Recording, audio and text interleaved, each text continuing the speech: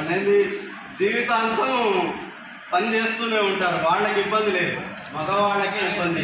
చాలా మంది మన అమెరికా పోయిన వాళ్ళని కూడా చూస్తుంటాం. పిల్లల దగ్గరికి అమెరికా వెళ్తారు. లేడీస్ అయితే బాగానే ఉంటున్నారు, 6 నెలలు ఉండాలంటే 6 నెలలు ఉండి వస్తున్నారు. కానీ మగవాళ్ళు మాత్రం 6 నెలలు ఉండలేకపోతున్నారు. ఒక్క నెల ఉన్న తర్వాత మన ప్రదేశానికి రావాలి అనే ఆలోచనతో వెనక్కి వచ్చేస్తున్నారు.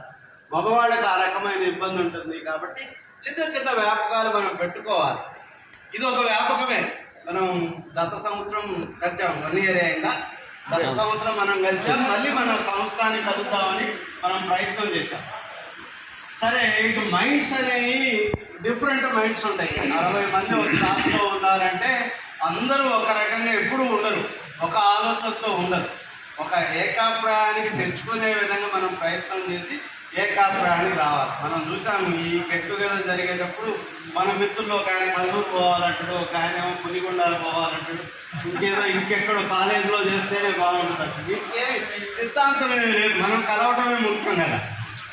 ఓకే, ఇంకా మనం ఫైన్ ట్యూనింగ్ చేసుకోవచ్చు, మార్పులు చేసుకోవచ్చు. అసలు కలవటం అనేది ఒక అద్భుతమైన విషయం.